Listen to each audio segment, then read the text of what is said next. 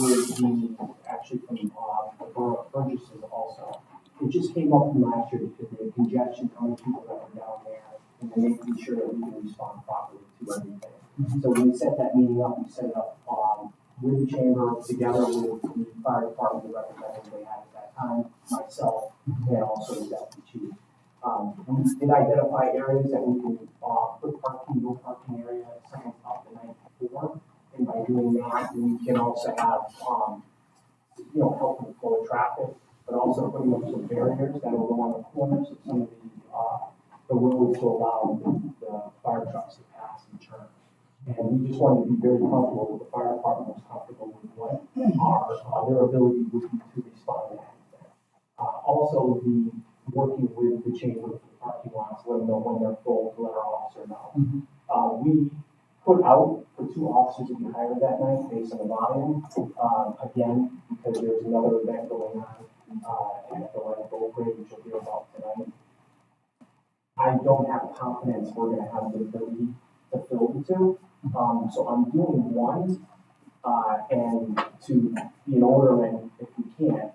The second one I'm not on an orderman at this point, but we're going to have to evaluate that and see where we are with it. But right now, it's more for traffic flow and not for safety.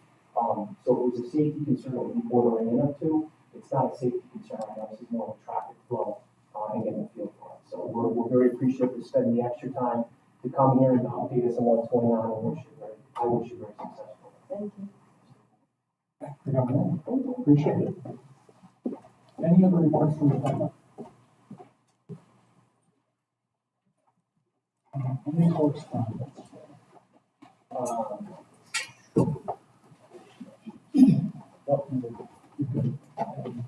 Under new business, can I have a motion to add another item E to the new business? Motion to add the borough school. So moved. Second? All in favor? All right, first order of business is the Kelly's Pace Road Races, and we'll have a vote for that. Is there someone here from Kelly's? Yeah, it's for the Hare Hop, the Frostbite, and the Battle of Stone. That's right. My name's Chuck Walker. I'm the race director for Kelly's Pace. And our first event is indeed January 6th, the Frostbite in Old Mystic Village. Long-standing races, all of these are. We're not asking for any changes. The Hare Hop on March 2nd, also at the Old Mystic Village. And then the Battle of Stone on August, it's a Tuesday in August the 20th. And those are the 3 races that we're applying for. Chief, these are all events we've had before. Yes. Any other comments or questions from commissioners? Thank you. Can I have a motion to approve this event as submitted to the police commission, subject to the meeting of the town's insurance requirement and any issues that the police department determines are needed prior to the date of this event? So moved. Second, all in favor? Aye. Thank you for coming in, much appreciated, sir. Let's see, Bruce, I'm here for Sailor Rise by Tugboat, the light boat parade. It must be the season. I was driving It is down the season. Main Street and the lights are going up at Bravo with the wreaths. So Yeah. I think so. We're putting up in the street lights with lights next week. That look nice and distant. All right, give us an update. All right, so we've been lighting boat parade, which last year was a big event, and we're anticipating weather-wise, if the weather is good, we'll have a bigger event this year, and wanted to make sure that safety-wise we were at all of our ducks in a row. Met with the chief last week and with Todd, and went over some stuff to make sure that we were, making sure that we had a safe event. And so at the request of the chief, we're going to keep parking on the west side of the street of Cottrell. No parking from 11 a.m. on. And then they're going to close the street around 5. And do the same thing over on Home Street. And then work with the town of Groton to clear the bridge off. I think that's definitely a problem point. It's taken a considerable amount of time in years past to start the bridge because we couldn't get everybody out of the bridge. So coordinate with Groton side and do that. And we've also gone and tried to make sure that there's ample parking as much as we can. Mhm. So we have secured, Seaport Marine as a lot, and we've reached out to the churches to see if they want to be active and park. Mhm. And we know that we also have, the regular parking lots plus we have the museum, and I'll reach out also to Little League to see if people can park up there as well. So we will walk right in, safety, and get a great park. We're anticipating a crowded but good event. So, Comments from commissioners on this event? Are you all set too? We are now, the concerns that we brought up before, is these events are getting very, very large. And these events, the first time, this is the fourth year? Third. it's my third year, but it's the 20 years and 20 years. So right now, we used to have thousands, 2,000 that were down there.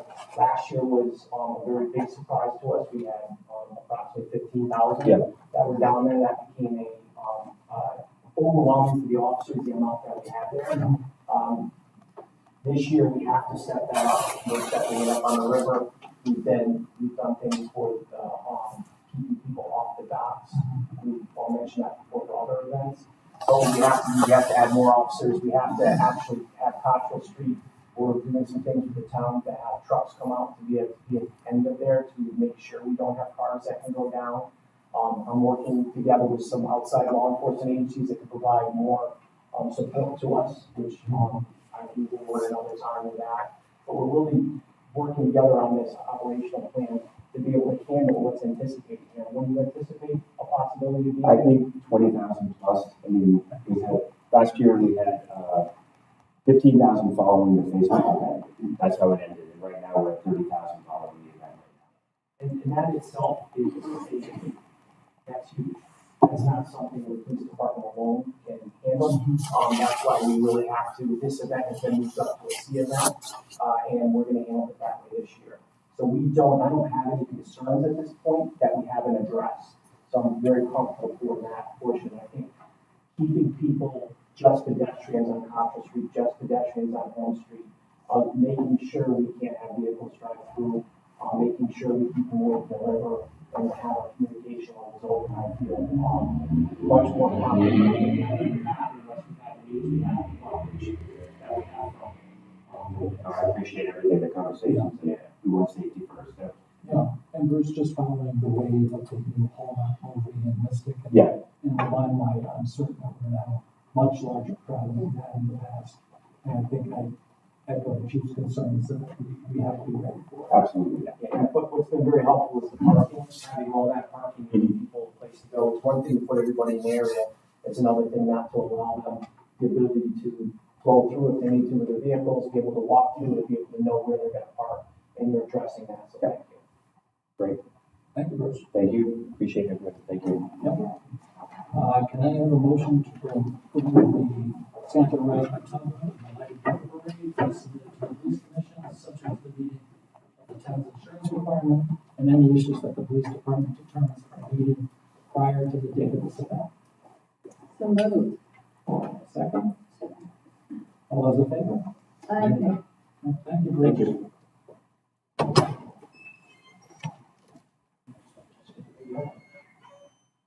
Item C, moving to someone representing Hero Holdings LLC.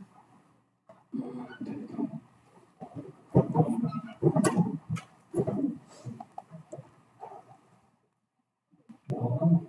Thanks. My name is Clay Burkhalter. I'm here with my wife Glenna, and we bought the former Meadows property, which we now, the LLC that owns the property is called Hero Holdings, and the event side of the building is what we call the Hounds now. It used to be called the Meadows. We still have on the opposite side of the building the Global Child Daycare. And we're applying for a special use permit for amplified music. For the primary reason for that is for the music that happens during events, weddings. Last week we had a big event for Mass. And So that's the main motivation for the permit. Occasionally, we may do like Saltwater Farm does, where we have afternoon or early evening music under our own banner, so to speak, where we say we've got jazz on a Saturday afternoon or something like that. And we had if anybody's looked at it, we had a sound study done. And the music would be indoors, and the sound study showed with the sliding doors that we installed, open and closed, that the noise levels were within state guidelines at the property line. And for events, weddings and so forth, we plan to not go past 10 o'clock. Clay, is this any different from what took place there with the previous owner? No, As far as, because I read the sound study and I don't know my decibels, so. the former owner didn't have a special use music permit there. He just did.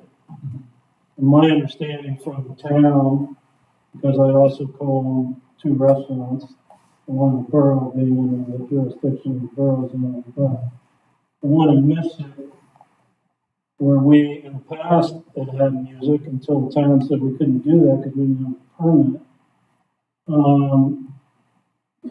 That the town for a long time didn't complain about lack of a permit unless somebody complained. And that's slowly changed over the years, and so we didn't want to take a chance that we have events there with music and somebody complains and Stonington police come in the middle of the event and say you can't do that. So that's what we're preemptively trying to do it right.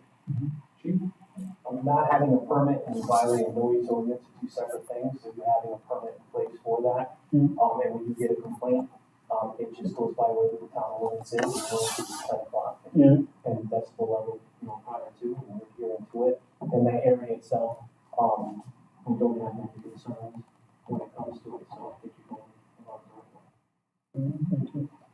Commissioners, comments, questions? No, we wish you luck. Great, thank you.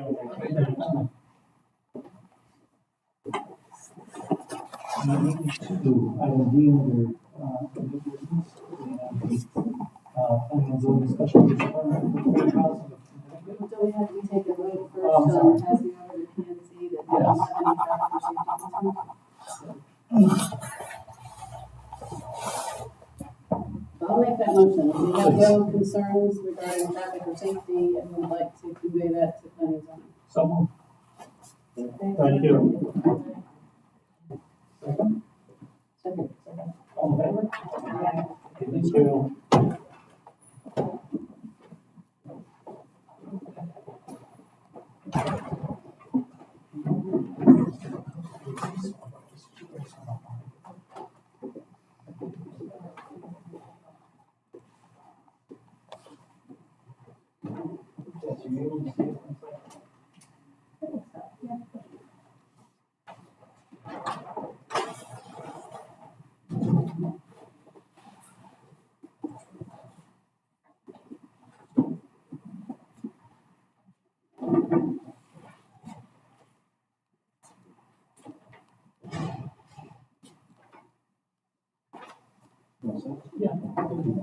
Thank you, Mr. Chair, Commissioners. For the record, Sergio Transian with Transian Associates, offices at 99 Mechanic Street, Pawtucket, Connecticut. I am a licensed engineer in the state of Connecticut, Rhode Island.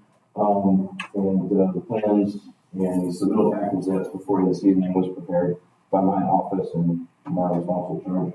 With me here tonight is Gene Armies of Fair Housing, Connecticut, and also our traffic engineer from VL Company is Michael Dion. I'm just going to give a brief overview of the project, knowing that your considerations here this evening are for traffic and safety, security purposes. That'll be more on Mike, and I can just kind of give a brief overview. Just for the record, you read into that this was a special use permit. That has since been, changed, just for purposes of the record. Yeah. That is, it's no longer a special use permit, it's just, for site plan approval and groundwater protection permit. There was some confusion at the onset of the submittal, and an abundance of caution, we submitted as a special use permit, but that application has since been dropped. And it's been identified by the planning office and the solicitor that that's not required because it's an affordable housing project. Thanks. As such, this is going to be receiving a permit under 830G of the general statutes for an affordable housing. The site currently is zoned LS5 with local shopping, and it consists of a commercial site. I think most of you are familiar and may have remembered Rosalini's. After that, I believe it's sat vacant for quite a while. But it's historically been a restaurant or bar. It's the Fuji Garden restaurant, and more recently the Phoenix nightclub. My client Gardenies took it over, I think within the last year or so. It's been and resurrected Rosalini's, but it was quite short-lived, and we decided to convert it and start looking into permits for an affordable housing project. I think most of you know where it's located, between downtown Pawcatuck and the interchange of Route 78 further up to 95, exit 92 further up from there. But we're in this transitional area between residential, from downtown residential to commercial. The project entails, there are currently 2 separate curb cuts, and we are going to maintain such. We'll have to relocate them based on the layout of the housing development. As you can see, it's relatively densely populated. We're going to have 113 affordable housing, 3-bedroom residences, all single family. They are attached in multiple buildings. You can see more or less perpendicular to Liberty Street as they run in this direction. They'll have road walls, I think about 30 feet, access drives between the units. And there's 2 types of units. We call them type A and type B, I believe that is in the architectural package. Ones with garages, the type A units have garages below, 2-car garages. And the type B units are accessible at grade, and there's parking outside in front of those units. We have met with the fire department, with Chief Burns, and the Fire Marshal, Chief Fire Marshal Stillman. A few times, my client and I have met with them, making sure that we've addressed all their concerns. I do have a plan that shows that we have adequate accessibility for a large ladder truck that Pawcatuck has. Also reflective of the Dulles Corners has the same one, but it's one of the largest trucks that you're going to see that needs to access, that can make all the turning radii around the site, and access all the buildings. The chief also asked us to make sure that we have accessibility around the building so that you can put a ladder up if you ever needed to make sure that if you had to get someone out of a 2nd or 3rd story, to get someone manually around the back of the building to get up to them for emergency purposes. So I think we've accommodated that. We also wanted some additional hydrants. We've accommodated that request, as well as the pull boxes. And I was surprised to see that pull boxes are actually used quite often. All people just call 911. And he said, no, it just happened the other day when people on the street and they're accessible, they get the pull boxes. So we've accommodated those as well. All the site will be serviced by public sewer, public water. We verified with the Western Water Department, which serves this area, that they have adequate water supply, both for the fire and domestic. And we have also verified with the Water Pollution Control Authority that there is adequate sewer service to the site. I don't know if you want to go into too much other detail, but stormwater on the site, most of it is housed on the surface, everything needs to be above the ground. into catch basins and treatment. And we're in that groundwater protection area, so we are making sure that the village and the type of treatment that we're doing before, it goes into the ground, given that this is an aquifer protection area, groundwater protection area. And we're working closely with the town engineer to make sure we accommodate all of his comments as well. With that, unless there's any questions for me, I can turn it over to Mike. And you can do questions at the end, whatever you prefer. So when you say the fire department went down there, all their concerns are not stated that the fire trucks can make it around the back of the buildings. That's not possible to make it because. That's not what I said. No. So you can manually walk behind the buildings with a ladder. So Gotcha. you can get access by foot, but you cannot, I want to be clear, you cannot drive around the back of these Because the buildings. back of that building on that steep, incline. This is the property line, there's no way you're driving a vehicle behind it. No, and I question the fact of how much access you can have behind the ones off that steep, incline behind where, West Broad Street School property is. It's somewhere between 5 and 10 feet in some cases. Right, and yes, the cases of 5 feet, so we're taking a fireman with a backpack and a ladder that has to be at a certain angle on 5 feet to get up on. I don't understand how that's even possible. All I can tell you is that he's reviewed the plans and they provided comment and we have responded. All right, that's a question I'd like to ask him, if he Sure. thinks he can make that at 5 feet, that seems. That's all, that's very reasonable. We just recently had a fire in one of the buildings, and that was one of the issues that, it wasn't an issue, but we were able to access the areas from that on the second floors. And watching it, you need a heck of a lot more than 5 feet to be able to access apartments, because you're talking these are 2 levels, correct? Some cases, well, these are actually 3 level. There's garage below, and then there's 2 levels above. Yeah, I just, so you would say that Chief Burns is saying that, so what's the distance between those buildings and that drop off on that side? Is it the same between 5 and 10 feet? Is it, how do you, to take a ladder and run behind there until you get to the back of the building and you put it up? That's, like, what's the distance? Because if you understand, if you have a fire going on, Which ones are you concerned with? all of them on the property line in the back. Oh, That's wait. an incline. Oh, sorry. But which one specific? All the ones that are on the perimeter? No, sir. You go I'm sorry. to the back to the deep. These here? No. All the way back. I think the top one. I'm not sure. That's the back. I This is the apologize. side. I apologize. Yeah, there's 12.2 feet. Right. So what would happen is that to get into the middle there, and what's the approximate distance on that length? The length of this building here, Correct. is 23 times 20. So if you had to make it back, as you're saying, the fireman would have to take a manual ladder, run it to the back, and be able to use that to get up in the back, because he can't have any access to that. There's, And he believes that to be okay? there's also a right of way on this side. He can access these, he claims, by a ladder truck on the back side. On the backside. Yeah, because But isn't that, I isn't that a big hill that goes right down to the back?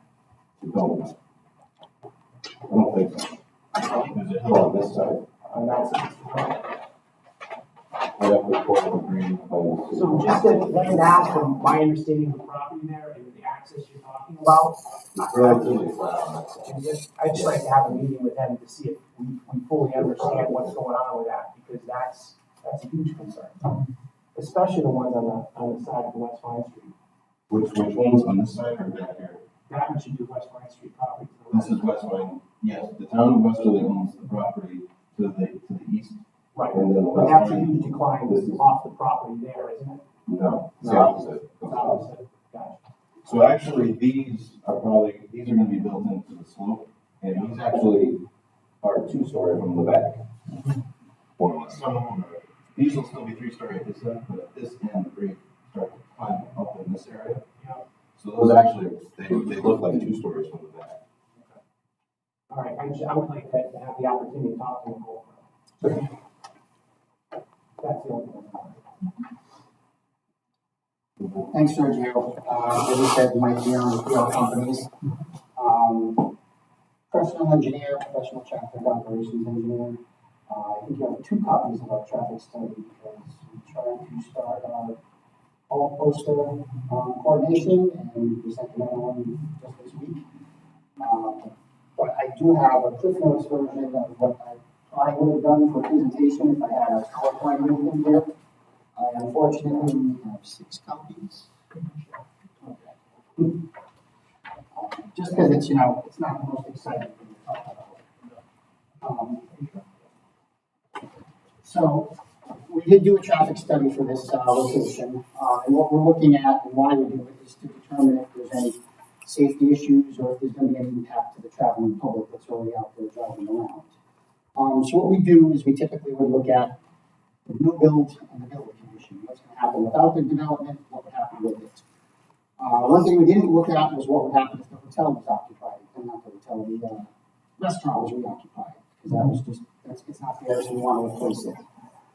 Things we look at is the AM commuter peak period, the PM commuter peak period, typically when your commuters are on the road going to and from work, 7 to 9 AM, 4 to 6 PM. The town of Stonington and Pawcatuck asked us to look at Saturday, the midday peak as well, so we looked at that. What we did is we did traffic counts on those peak periods. We did one at Pine Street, Manor Road, and then the Route 78 intersection, Veterans Way. On those peaks, and what we did is we compared that. We have that data that we did the counts. We also have data from the hotel that was approved up the street at that same intersection. So we had 2 sets of data for that intersection, and they were very close to each other, which was nice to see and validated our data. We also go out and take field inventory, look at all the lane arrangements, make sure they match what we see on Google Earth, and make sure they match what's on the signal plan so that we can coordinate that stuff. And then DOT, it's a state road, so they also have data on that road that they collect as well every 3 years. Unfortunately, that data was right during COVID, so it was very suspect that we didn't really use it. But we did send our traffic counts up to the policy and planning office, and they looked at them and approved them for us. So they did look at them already. And what we want to look at with the traffic study is we're going to look at the conditions without the project and conditions with the project, see what the differences are. We did reach out to the town planner and most, as I said, for the developments in the area. The only thing they mentioned was the hotel up the street, so we did include that traffic from the hotel in our study for what we call the background. So that's our no build. We include all that traffic from the hotel that has been approved, not built yet, but approved. And as Sergio mentioned, the site, it's on Liberty Street. It's going to have 2 access points. They're going to be relocated from where they are now. So we look at those locations. We take our traffic counts. And what we do, there's an agency called the Institute of Transportation Engineers. And they've been around for over 50 years collecting data on different uses. So we take what we have from their data, we take the land use, which is single-family housing attached, and we come up with trip generation for those peak hours that we mentioned, AM, PM, and Saturday. And we take that data, we distribute it to the roadway network, and that's what we call our build conditions. That's where we get our background data from. And again, as I said, we didn't include any credit for the restaurant that could have been there. And what we come up with from the ITE is, if you look at it, the AM peak, there's 54 trips they expect to come in and out of the development. PM is 64 and Saturday is 74 trips. So we take those numbers and distribute it to the network. And what we have a program called Synchro that we put all this data into. And what it does is it calculates a delay, which is a second. And without the seconds from that is, it's just like you're in school. It assigns a letter grade to everything. A through F, A being best, F being failing. Connecticut DOT allows level service D. On streets, on the highways now, they allow level service D. So what we did is when we ran the analysis, everything operates at level service A or B. So it all works very well. The site driveways coming out operate at level service C, but that's still acceptable for that site. We also looked at the site distances coming in and out of the driveways. There are 2 different site distances. Stopping site distance, which is for cars on Liberty Street driving, that if somebody turns out in front of them, it's enough time to stop before they can hit each other. That's a smaller number than what the other site distance, which is intersection site distance. Very hard to see from where you are way back here, but we did them for both driveways. And, the intersection site distance, what we came up with, it's based upon speed, the speed limit plus 5 to 7 miles an hour. And we found that required is 455 feet, and we have over 500 feet in each direction from each driveway. So there shouldn't be a safety concern coming out. Everybody should be able to see each other. I can't help when people do risky things, but I can say that they can see each other and can stop before they hit each other. The only other thing is, we are suggesting that he has stop bars and stop signs at his exits. We also just like to mention that this is obviously going to go to planning and zoning after here. It also needs to get an encroachment permit from Connecticut DOT because there's work in the state right of way. So the district's going to look at the traffic study and the plans. And because it's over 100 residential units, it's going to go to the Office of State Traffic Administration, which is the process I try to start a little earlier than before coming here. And so they're going to look at everything as well. So there's 2 additional sets of reviews we have to go through. So one of your pages here has a traffic light. Are you talking about installing a traffic light? No, that is the traffic light up at that Veterans Way intersection. So that's existing. I just like to differentiate between that's a signal and then a stop control intersection everywhere else. I have a question. The article here is about safety. Yeah. And I'm assuming that a 3-bedroom unit in this complex may have children. Right. There's no sidewalks in this complex, right? And there's no sidewalks on Liberty Street as well. And I'm thinking about children and coming out of those complexes. There's no real green space for children to play. I mean, they're stacked such that they're almost like on a larger scale, but like an apartment building. The density is very high there. And I looked at some of the plans in between the buildings and looking to see even in yard space if there was places for children to have toys or playscapes or put a gas grill. And if you look at that, they're very, very, very tight. And from a safety perspective, I think the plan could go a little further to make it more a livable complex for people. You're putting a lot of people in that complex, and I don't know. I personally wouldn't buy there because I wouldn't see any avenue if I had a child for them to do any playing. I looked at the plan also and I saw where you had garbage pickup would be at the convenience of every unit itself and they would go along. And I don't know if maybe you had considered maybe having a central stop for garbage where people could put it so it's less cumbersome for, garbage trucks coming down all the time. And I don't know if you planned when they would be picking up garbage, but if it's coincident with early garbage trucks coming through at the same time the children are going to school, my guess is they're going to be walking down and getting on a bus on Liberty Street. Yeah, buses will not go into. So that, I was gonna ask about that, school buses, if they can't go in there, they've got kids on Liberty Street, no sidewalk. We'd be open to, if that's the recommendation of this commission, to put it inside. Yeah, I think that one of my major concerns is, number one, there's really no green space at all for people to enjoy living in that complex. And also for safety of children, that we find a way to, put some type of sidewalk in that arrangement or somewhere where they're safe while they're waiting for a school bus.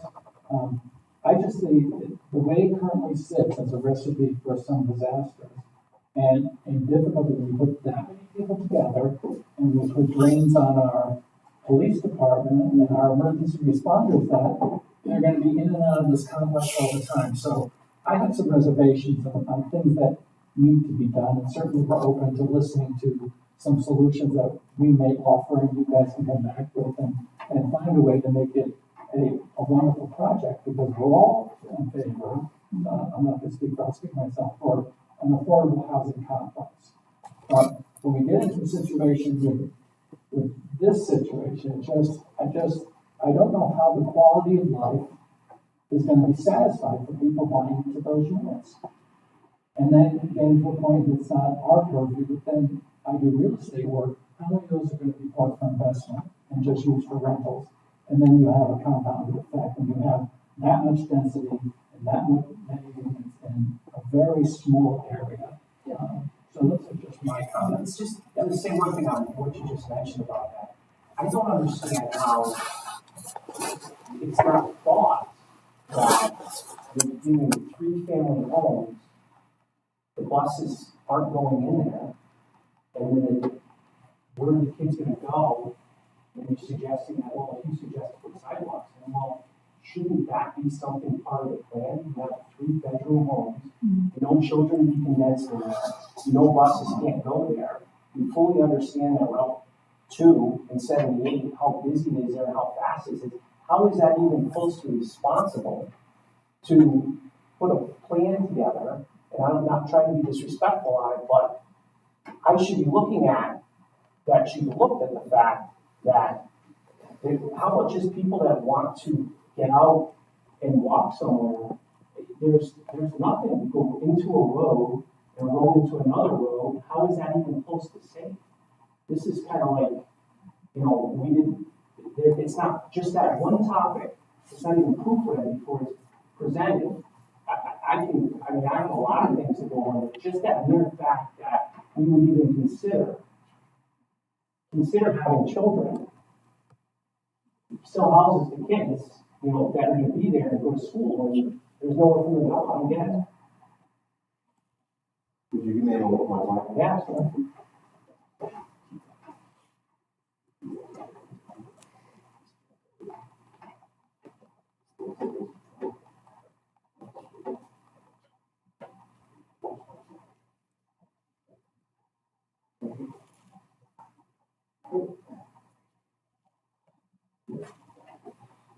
So can I answer your question?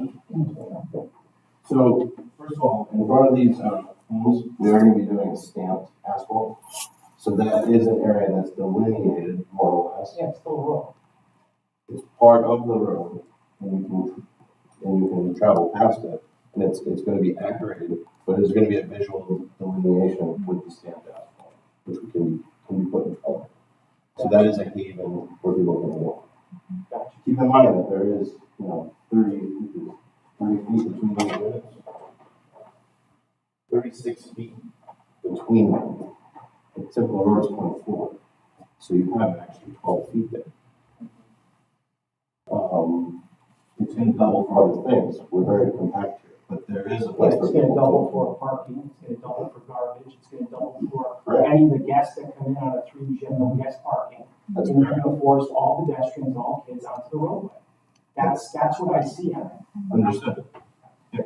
But there is a place to walk, but it's not being used for the other thing. But again, you've condensed it so much that you're saying 3 bedrooms, and you're saying that you're not going to have anybody parking.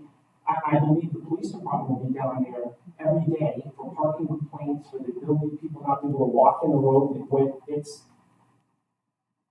I just look at the fact that I have kids. I respect your I opinion. just have the fact that I have kids, and I would just have a trouble sleeping at night, knowing that they're going out just to try to get to school, when it's explained that it's a delineated, I have a stamped concrete, and that's not part of the road.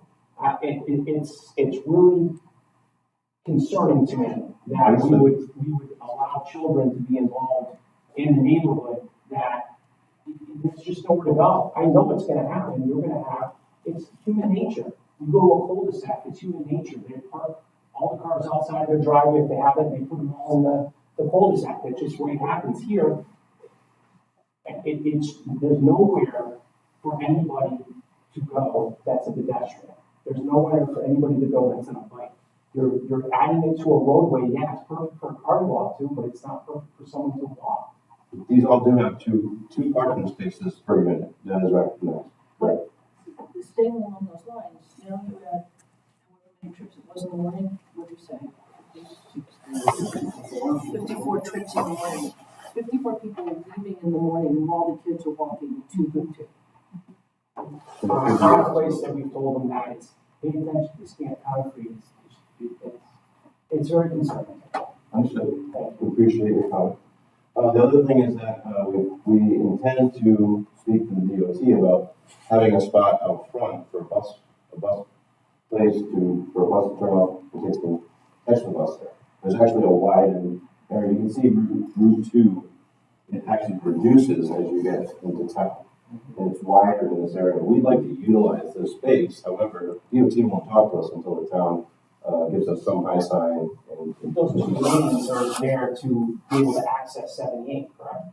which lane. The two lanes that are There's not 2 lanes there, it's only 1. two. When you say you have the 2 lanes, you're discussing the 2 lanes. I Just didn't past say it. it. I don't think I said it. Pass it, yeah. Yeah, just past it, there's 2 lanes. Okay. Yeah, it narrows at this point. Correct. And where are you talking about? Using one of the 2 lanes, or are you talking about using one No, up front? no, this is all landscape right now. Actually, there's still koi ponds there. So that's all landscape area that we would hope we could use for maybe a Uber pickup or a bus pickup. That's transportation. Now, right now, we can't, it's DOT land. So we So you're saying that it's DOT land that you would have to be able to get access to do it? correct. And the state has not been open to speaking with us yet on that. Why They do you want, think they would need that for, possibly for traffic to be able to do something like this? I But don't we know, need an that's, answer from them. we can't opine No, on so that. right now, that's not even consideration, because it's not even your land. Correct. Yeah, so I don't even think it's part of the conversation right now, what we're talking about, because it's not part of it. Well, I disagree with you, is that it just hasn't happened yet, because we, aren't able to speak openly without that. The safety concerns for me is for a lot of things is that once this gets developed and put in, I deal with everything after, the effects of it. So it's extremely, and I appreciate that very much. And that's why if this is just this one piece is a huge concern. So in fact, I live down the street from here, but no, I'm not dealing with it. You're getting the calls. Thanks. So I totally respect Yeah, that. and as far as it goes with, when we talk about the fire truck and talking about it going over it, I've been out and I watched them, and I watched them work and have it, and that's something I need to get answered also. Sure. Do you have something in writing from the chief? You said you spoke with the chief, and He has provided comments, and we have met, the client and I have met with them, we went over each one of them and how we were going to address them. And we've since submitted, we have not had a sign off yet. It's still under review. So that concern may or may not go.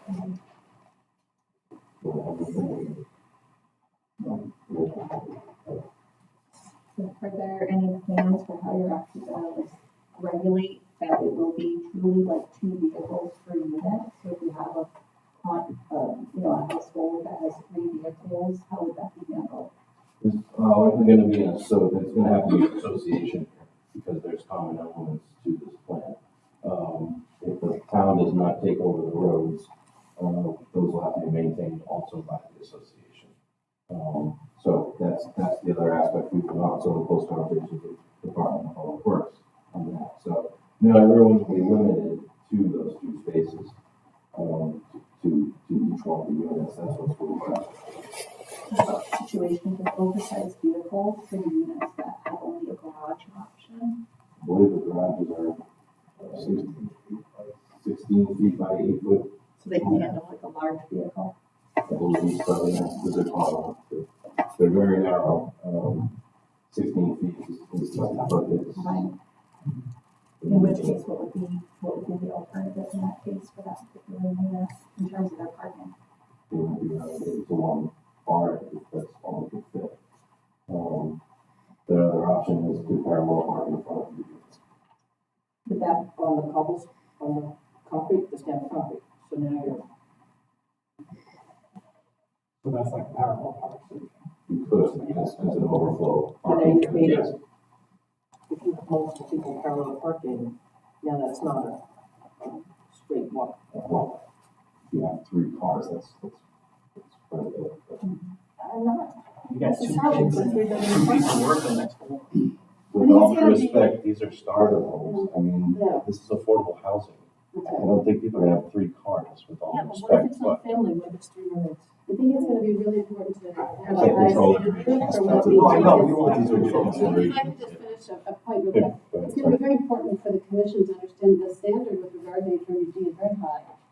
And it would be a mistake for us to go too far in what we would like to see as opposed to what is the standard for safety.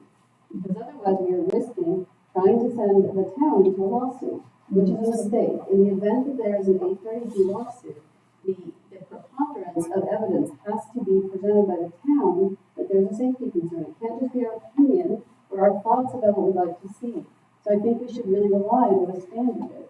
And if we'd like to see sidewalks as a measure of safety, then that's something that we can ask the owners to provide. I think we would all like more green space for children, but it's important to know that there is a crisis in the state with regard to affordable housing. So to put up barriers to building it, if we don't need to, is its own problem. Thank you. We're welcoming any reasonable requests for such. That's why we're here. We want to make sure that this is a safe. So thank you. I'm not an architect, Sir John. Neither am I. We have architects, they're just not here tonight. I'm just saying, is there a way to increase the living space for the affordable housing project by stacking those in any way, or are they, the design is for them to be, spread out? That area was, that's not a huge lot. It's not a huge space. So we're fitting a lot into space there. I support Lisa's concern, but I think I also want to make sure that it's a place where people want to live. Totally concur. We did consider doing more high-rise type living or apartment in small and less buildings. Yeah. That would require a lot of, taller buildings. We didn't think it meant, and I don't want to speak for Gene, but what we have come to is that we started there with higher buildings and more apartment-looking buildings, and we landed more on a townhome type feature, feel. Yes, are they densely populated here? Yes. But it didn't feel right to have those like 4 and 5 story structures to get the density that would be required to get something like this to work. We're affordable housing. So, want to explain more? Thank you. My name is Gene Martins. We did some investigation about due diligence. I've been in the business for 30 years. I'm second generation real estate developer. I've built a few affordable housing complexes in Fairfield County, Fairfield County section of the country, and county. And here I've never had in over 30 years more people call about affordable housing. I have about 147 inquiries. Average, we get about 4, 5, 6 before a project. 147. These are first responders, these are nurses, these are tech people. Asking to be put on a list. Clifford has some at town hall. So yes, I've never seen a demand like this ever. Originally, I was not going to do affordable housing. I was asked to do affordable housing because the area needs it a lot. But we're stuck with it's very tricky. That's why a lot of people don't do affordable housing. The cost to build construction now is outrageous. The cost of construction is outrageous. The cost of labor and material is out of control. And you're mandated to put a large percentage at a certain amount of number and you actually lose money on 30% of the units. You lose money as a developer. And so it is a dense unit, and this is where we have to be at. Hopefully, it's a $25 million investment, and where we have to be at in order to not lose money on the whole project. So we did some research, like Sergio said. I'm doing a high rise. To put a high rise right there doesn't, in my opinion, meet the character of the area. And it doesn't, I'm doing some due diligence with some of the people that look to buy these units. It doesn't, like, people want to be in a more rural area. So they're not on a third floor, unit 5B in a little corner, okay? Over here, we're going to design it where they're going to own 10 feet of their property in the back of the house. They're owning. And they're going to own 10 feet in the front. Gives them the ability to do certain things. They can put, maybe a little grill out there and cook. But they'll own that piece. And in a normal condo that's 4 stories high, But you don't own any part of the property, it's all owned by the common areas. And so over here, we try to put a more of a rural, town atmosphere. Yes, it's very condensed, it's gonna be a tough project to build and develop because of the density, well, we've laid it out and put a plan. Now, going back to the chief's comment, one of the things that I had was school buses for the kids in the front. And even for Ubers, you know, most people take Ubers nowadays, they take Lyft. So we were gonna ask the state if we could do a turn off, and it's been done plenty of times before, as part of public service, stuff like that. Where there is a turn off, and then we put like a viaduct, so keep people from the rain and the snow. Those glass things that people see, you know, that keeps them. And, but the problem, the catch-22 is, the state doesn't hear you at all until you get town approval. You have to have town approval for them to get involved. It's just a policy they have, so they wouldn't entertain any of our askings or entertain anything that we were asking about. So that being said, we're gonna ask for that if we're getting the approval between B and Z. But for now, we just have to show you what we can do, and what we would do, the state did not approve that. Now, the state usually is pretty good with working, and especially if the town recommends it. You know, if we go in by ourselves and say, state, we want to do it, but there's no town participation, then it's very tough for the developer to get it. When you have town participation and the developer asking for it, they usually help you out as much as they can. Plus, they make us pay for it, so they don't care. But that's something that we can go and do. And that's a part of the reason why I sent that request earlier, because we're trying to get in front of the state as quick as we can.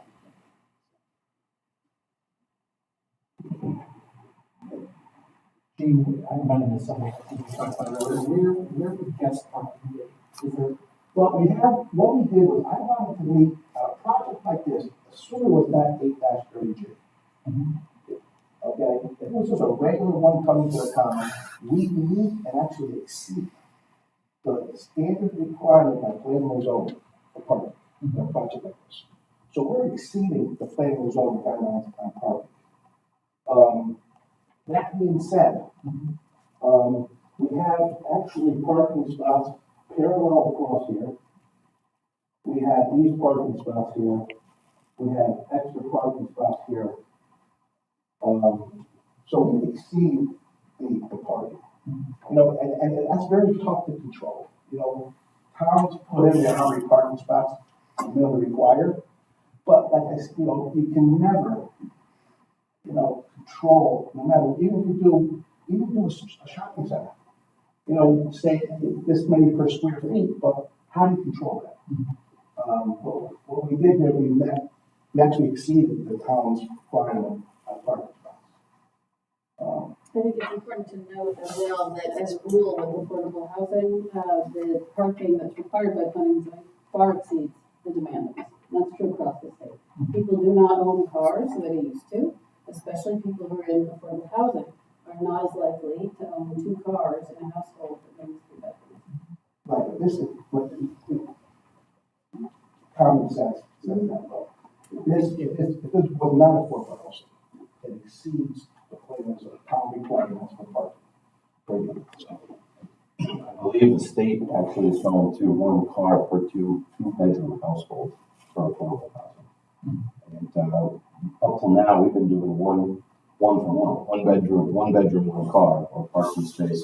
I'm doing a affordable housing project in Westerly, and their regulations actually call for 1 bedroom per household, so or per bed, 1 parking space per bedroom, excuse me. So that is trending in that direction. I just had a meeting with Groton Town Planner. She said the same. I went in there with two plus parking spaces per unit, and she said no, we're dropping all that. Now that's Groton. It's not Stonington, but it's starting to trend that way. We hope that that's going to be adequate. Because overparking is a real thing. And as developers, we're not the type of people that say we got 8-32 to show that. We're not the type of people who do that.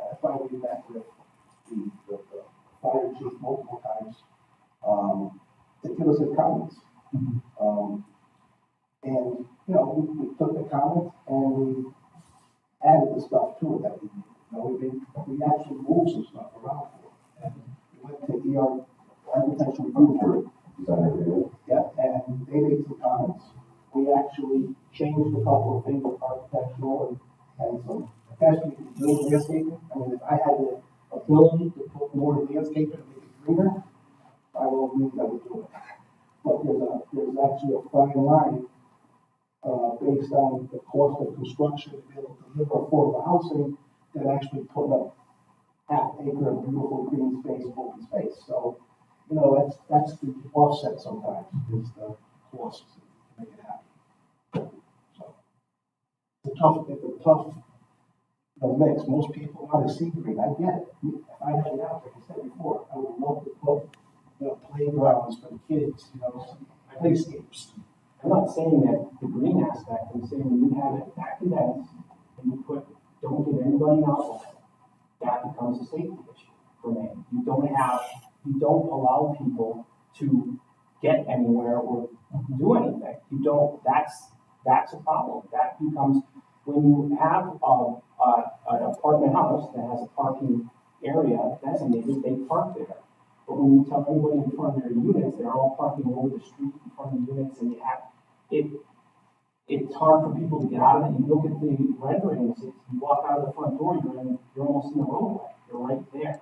So all I'm saying is that when you have that much, it's that condensed, and you don't give people the ability to get out and do anything, that means even getting to downtown, that means being able to walk, the bike, to do anything. And for kids, there's nowhere to go besides 10 feet in the back that you speak about. Well, there is space. I mean, yeah, there's not a lot of space. No, and I'm just saying, it does cause, for me, in my opinion, it does cause an issue. These are going to be, from my experience of the affordable housing, starter homes, like Sergio said. People are going to be first-time home buyers. First-time home buyers, I'm not saying they don't have any kids, but a lot of them have either pregnant or they have a baby on the way, or that's been my experience by building affordable housing. Now, I'm not saying, I'm not making people say that no one's gonna have kids, but that's usually what happens. First-time home buyers, and you don't usually get the 15, 16, 17, 18-year-old kids. What happens also in these kind of projects is people usually use the third bedroom for an office. You get a lot of people just using the 1 or 2 bedroom, and they use the other one for an office. And this is kind of my experience from buildings, especially when I'm working from home. So when I get 100%, you have to pay 100% sometimes. I'm not even getting 100%. Well, okay. I understand you have a cost that you have to meet, units. That's my only concern is how there's just no way for people to go. That becomes an issue. Well, there is comments, but there is. I don't know how big this large and just kind of.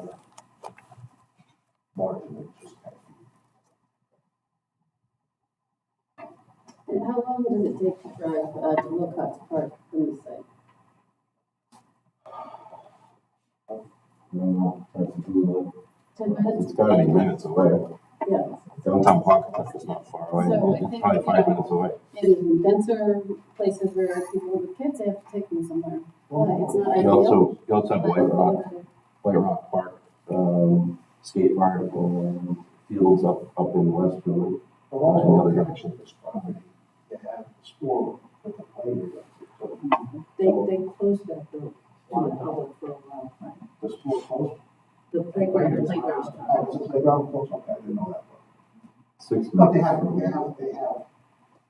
What I'm saying is, it's, You would have to go on Route 2 when you go down. sorry. No, you have to go on Route 2 when you go down. It's not, I'm. Again.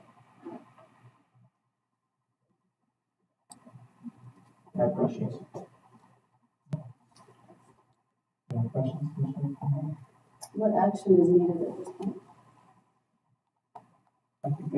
you take into consideration some of her comments and suggestions tonight? Can you come back and talk to us again? I need to understand also what impact this has call volume on the police department. I need to have an understanding what that happens and how many units it is. And we have other, does become a concern for me, the other units that are coming up that are up for development also, and just call volume, we just need to have an understanding. How does that, is that something on us or on that you need to? Oh, okay, I wasn't sure if you were asking us for that. Okay, just wanted to make sure that was clear, thank you. We have We have a lot of housing coming online. We have a lot of housing coming online, and it's coming on at different times that stack up, and then we as a police department becomes a safety issue when we can't catch up, and we don't have the ability to catch up. And that's a very big concern of mine. We have, we were just in front of the Board of Police Commissioners of another housing project in Pawcatuck that brings just as much housing, and it's condensed also. And that's a huge impact on us. I can't have it where I don't just hire officers in a day, and it takes an extended period of time. That becomes a concern on us. Is that the answer, but if that's a hard one, if you think that it's over compacted, you have to hire more. It has nothing to do with over, it's how many units that come online, how many, just pure numbers. If you have one house built, you know, what does it seem the impact that comes to law enforcement or calls for service? We go to the mass majority of the calls for service.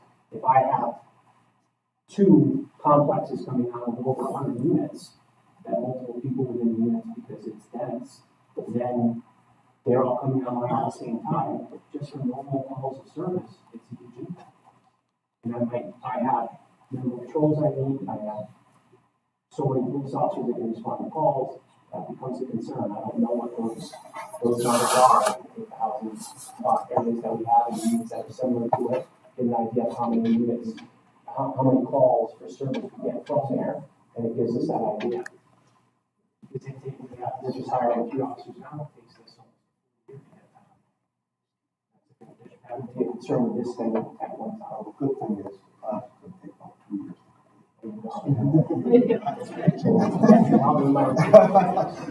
Time to plan and hire. Yeah. It gives you an attitude.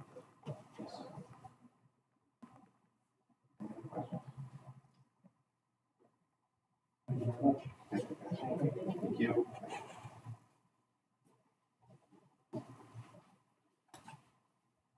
We're going to have old business with the lobster potato salt against the. Do we add the grocery?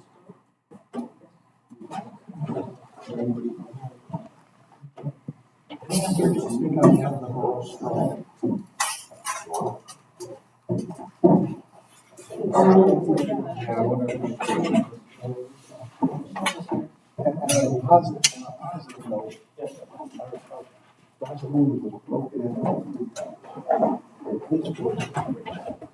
They actually swore responded.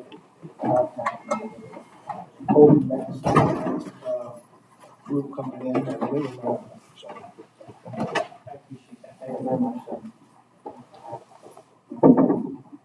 Is there permission that we need to grocery?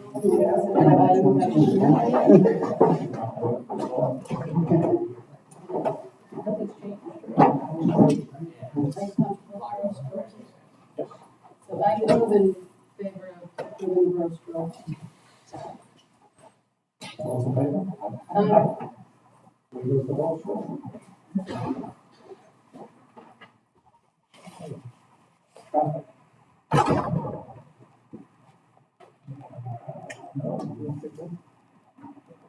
We have a motion to approve the minutes on Thursday, October 12th, 2023, the regular meeting. So moved. Second? Second. All those in favor? Aye. Thank you. Your report sheet, thank you. Budget, monitoring the budget, and we're on track. We'll be able to the uniforms for the new officers, and that's because we're treating the academy. Cost of uniforms went up a great deal. I'm not worried about the cost being over there when it comes to the overall budget. We're at tracking about 28% right now. And out of the 28%, we're over on probably about 1.5% under right now. My concern comes up with overtime, we're down to 3 officers. We also contractually have to pay them overtime in some of the travel because it's not a stay there, academy. And as far as it goes with the, some of the overtime, we've been using a lot of overtime, and again, we're staying where we need to be. Our security checks of the schools, and that whole plan has been put out, and we're working together with the superintendent, working together with our youth officer and myself, and we're putting actually statistical information back, showing what we're doing at the schools for school security. We're putting it in a format that will meet with them during the school years approximately 4 times, so the superintendent can actually put down what we're doing, how we're doing it, what we can do better, what the schools can do better, and we're working together on that. It's really robust with everything that we're doing. We're pretty proud of what the department together has been doing on that. But that's something I'll share with everybody. As far as those of the events again, concerns about the events, it's just getting a little big. Again, now I have another C event that was an A event. I'm gonna have to order officers in. I don't want to, I have to. I'm calling in the state police to assist in it. I spoke to LJ Pizarro, the chief in Groton, and he and I are meeting again with the impact over on their side. The impact of 10,000 people in downtown is a lot. Now you're talking of projection of 25,000. That's a big deal. So these are all things that we have to look into as a police department, the police commissioner, how we are moving forward to get there. One only thing I want to again just add about that housing aspect of it is and housing is great, we need housing, that's wonderful. I get very concerned that because it's so needed, we try to push something into an area that might not be able to really absorb it. And I get concerned about that because it is a big deal when someone can't take their garbage and they can't put it on a corner. Just look at one little spot, Hillside Avenue Extension, and look at the problems that we're having. Just the police department, how much we have to be down there with just that little issue. Now we're taking this and saying, you've got nowhere to put your, you have nowhere to put your garbage with everybody. Because there's cars parked there, and this, it becomes a call for service. We go to that. You look at the fact of school buses and school stops and where kids are. I'm constantly on the phone with parents. I'm constantly on the phone with concerned citizens. I'm constantly on the phone with people that have nowhere to walk, and they're concerned with Pequot Trail, they're concerned on Route 2, they're concerned. I go through all the areas. Now you give me 130 residences with, I can see these issues happening. They're all doable, they're all working on it, but those are all calls for service. So those are big concerns of mine, because then what happens is I deal with them every single day, which is my job. That's what I get paid for, that's fine. But it does become taxing on the department, and I really understand that part. If it's 130 units, and I've got 2 years to deal with it, but it's in an area that people can live comfortably, where I'm not getting all those calls for service. That's more reason I think. That was my concern when it came to that. Can I ask you a quick question on that? Do we have any metrics of at what point of increase in population do we get a new officer? Meaning, like, for every additional 2,500 people who move here, we get a new officer or something like that? You have the stats that come federally, and the stats federally based on population. Yeah, like a guidance on 2.1 officers for every so many thousand residents. But that also becomes different based on how condensed people are living. It's very different when people are living away from each other as opposed to a yard that's 10 feet. I don't know, I mean, I have children, and right now I have to keep them, in certain areas you have to watch and be concerned. Those are huge safety concerns. So those are, to go back to the calls, what I'm trying to do right now with our antiquated system is I'm trying to get all the calls for service for comparable type housing. Even when we talk about elderly housing, the amount of times we are at the elderly housing for calls for service of fall victims, people that are at the medicals, you don't go through all of them. but we're going to a percentage of them. We had to eliminate how many that we went to because we couldn't handle it. From my understanding before I got there, we had to reduce the amount of calls that we went to for that, calls for service or ambulance. So that's, just today, we were at, multiple coverage. It's part of the job, we have it, but we have to be able to understand that this development sits with a couple others around it. Those are concerns. Those are valid concerns. I think there's two different buckets of concerns. One is how to staff appropriately so that your department has the bandwidth. The other set of concerns is what are the actual traffic and safety issues that we can flag. Yep. And a concern that doesn't meet the standard is, especially in this type of project, it's not gonna hold up. And we have to give a suggestion what it is. It is a concern of mine that nobody has a place to walk. It's a concern of mine when you come out the front door, you go into a roadway. It's a concern of mine that you are talking about just giving 25% of those units with children. They have no way of getting to a bus and walking down the middle of the road. Those are safety concerns for me, without a question. It's a concern for me, safety concerns, when it comes to the amount of calls for service that'll hit us at one time when I don't have any approvals to hire anybody yet. I don't have that. And if they all come on at line at the same time, we're well behind the all, and that becomes a safety issue. I cannot, that's when you start stacking calls. I'm not in town that we should be stacking calls. I don't know if we all know what you mean when you say I something. apologize. It means that we don't have enough officers to respond to the calls that we get. So we have to staff them. We have to tell people, we cannot respond to your residents or your concern or what's going on if we have an officer available. You can do so much of using mutual aid from other towns when we're not planning properly for that. So if it's a concern, yes, I have a huge concern of putting 103 units into a condensed area with multiple people in per unit and think that I'll have the ability to respond to calls of service. But as a minimal and minor to, it becomes a lot. Because you do have more calls for service in condensed areas where people live. No question. So yes, affordable housing is needed. Yes, housing is needed. But all I'm being asked for is what's my concern of safety. Those are safety concerns, and how do you mitigate those, or how to, what is the suggestion for a correction is provide sidewalks, provide an area for a bus to come in. The problem is that they cannot make the money they need to make to do development if you make those changes. I'm not willing to sit here and say, it's, we can stamp concrete and put a color. That's not appropriate, in my view, safety-wise. Everybody will park in it. Nobody's gonna park in the garage, or if it's human nature, that's what happens, that's what we see. It becomes a safety concern. Those are mine. I completely agree, you can't, it's not so much the opinion that this doesn't, that's why I'm saying green space.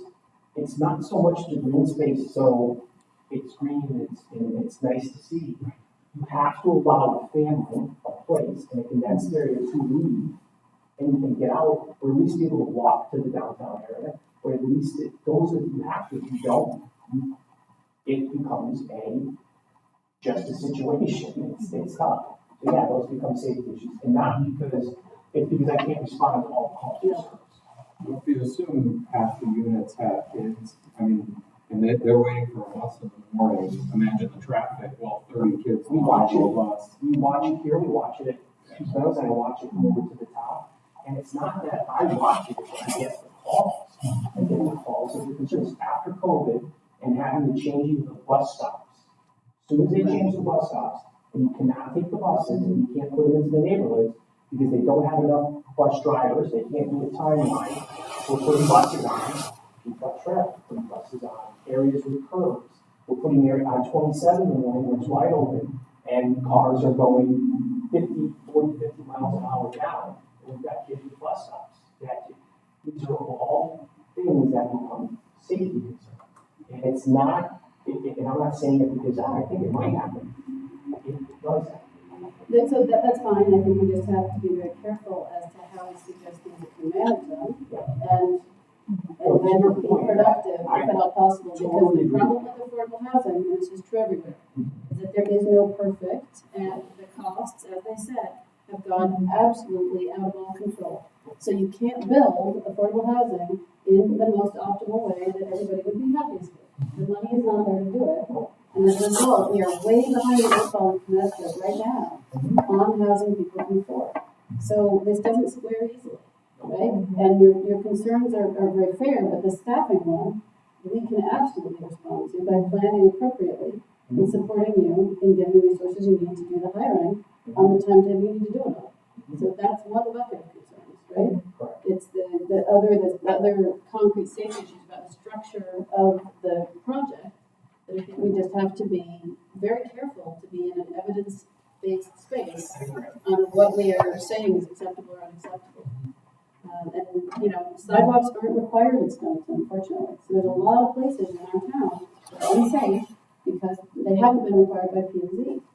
But does it take away, and it's a question, does it take away from the fact that we do need this housing, that just because it's not available and not there, it's not required, it doesn't mean that it's not a safety issue and that we're just compounding the problem by not providing it when it should be? I look, they made the changes over here to make it doable for, there's a ton of kids that live over here, and I watch them safely get on a bus. I can't imagine the safety issue. I didn't realize that part until he brought that out, that the buses could not enter in there. That to me is.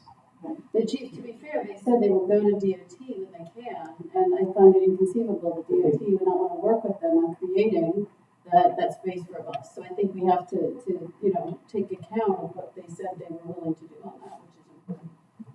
At their cost, they will build that out. I've been looking for no parking signs along the access road between the old Mystic Village and 95, and God bless them, but I've been on the phone with them and emails and pictures for months just to get signs put up. I do No, not. so typically the developer would pay the cost if DOT gives the permission. They don't have to, DOT doesn't have to do it, they just have to agree. Right? Correct. Yeah. It's been months from all over them just to get them to agree to put up no parking signs. But every concern has to be put up with facts-based on safety. And I think that I think that's a very cautious way to look for it because it's necessary. Not a question. I agree. That's all I got. That's all I got. Thank you, Chief. Moving to the consent agenda, there's one item there relating to a structure fire at 26 Liberty Street and accommodations for 3 of our officers. That you would pronounce those names for me? I will. Siskevich. Yes, it's the Skevich, Wallace, and Intrieri. On that, it's the same thing, Brookside had, that was coming up about the concerns of the fire department. Brookside, they had a large fire and having everybody evacuate out of the building. The fire happens, we get the call, we're first there. Those officers got in there and cleared everybody from the building. This one, they did the same thing because it's very condensed down there with where that house is along with other houses. As soon as that fire started, it had to be the fire officers, the firemen have to get to the firehouse, get their stuff and come out, or the department is there right away. These officers were in, clearing people out, helping structures that are around there to get them out, actually helping the fire department get the hoses out and helping them that way. I received a phone not only from the chief, but from the fire marshal, who's the deputy chief. And received from 2 others too, just all separate, just to say what an outstanding job they did. And it's continuous with us. They do a great job, that third shift's fantastic. Say about that. No. So just referencing back what you said about FBI statistics for staffing. For 19,000 residents, we should get 45.6 officers and 64.6 civilian employees. So we're not even, right now, you listen to our calls for service and them going back and forth. We have to order officers in sometimes just to meet our call volume now. Then we wanna add 200 more housing units that are multiple bedrooms. You know, And the couple of events, and then 50 events that will bring officers in. We've been, when I got here, recognized all the time, that's why that recruitment potential has been so big. So that's something we need to start preparing for. and right now, I struggle with Board of Finance. They're wonderful, they do such a great job. But I need to be a PSAP, which we are with dispatch, and to have an industry standard, we should have an additional 2 dispatchers, and they gave me 1, which I'm very thankful for. But we're still not an industry standard for that, and it's very difficult to hire anyone anyway. So now, we look at our surrounding police departments that are down some 20-30% of their personnel. I'm at where we're supposed to be at, but I struggle to just fix the top the way it needed to be. Now we're looking at, how many were down just by the nationals. Lot to talk about. It's true. There is only one. I think we also have to look at, the number of events and whether there's a revenue stream that we need to require from special events in order to support staffing that you need to provide security at those events. So, yeah, I completely agree with that. I believe that we should have, the town of Groton has a line item specifically for events. I think the town of Stonington should have a line item for those events. I brought that up, talked about it. But that's not my problem right now. My problem isn't to be able to afford to do it. My problem is I don't have an officer. My problem is that I'm ordering them in all the time. And I'm not even ordering them in the amount of times. In a police standard, a department this size, in a area that has this much population, that orders it or ends, is, really order someone in there. I came here, I cannot believe how they order. But Chief, my hope would be that, we need to offset expansion of your staff according to revenue that could be brought in from the special events. And if they're not paying for themselves and we can't expand the staffing to cover the events, then something has to be fixed there. And looking at what those events are paying for their permits may be important. No, I completely agree with that, and I suggested that on the town to have that specifically pulled out. And we have changed here where we had at times where we have officers that were providing services to the events that weren't fully being charged for because the events couldn't really make it.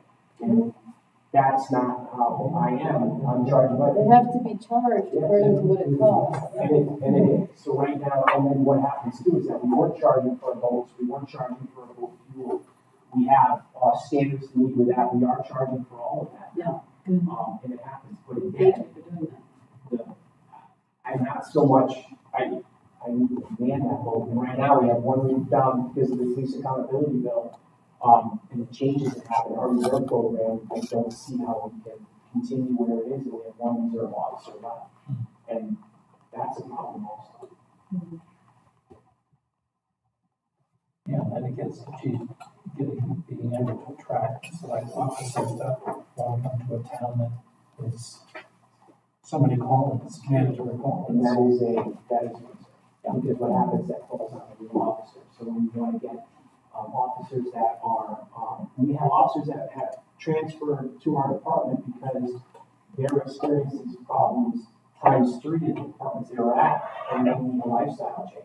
And we've had one that came over from this couple in very, very busy places that experience the same problems. But we're recognizing it much earlier, and we don't want to get when we start having an appeal off from our agency. And that's a big concern also. People want to be able to work and live, and we're not allowing them to involve.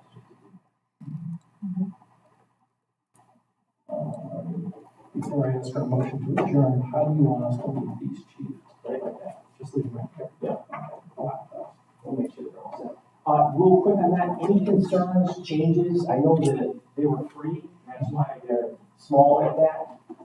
This is a trial run, on with it. If there's something that we can do differently to make it easier or different, please let us know. I keep a actual hard copy packet like you always have here, if someone needs it, have it. All the maps will always be here that you need. I know it's overkill with the explanation sheet, but we'll keep those with us. I'll leave it where you want it. No, it's just, we try to do it in advance from home with the two-factor authentication.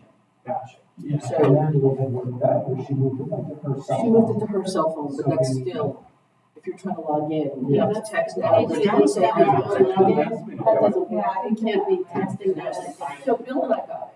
Did you get it? I was able to log in, but I had to call her so she could send me a code. Right. It might need an IT Yeah. change. So I don't know if it makes a difference. I went straight to the Google Drive app and went in that way and logged in, and it didn't ask me for the authentication.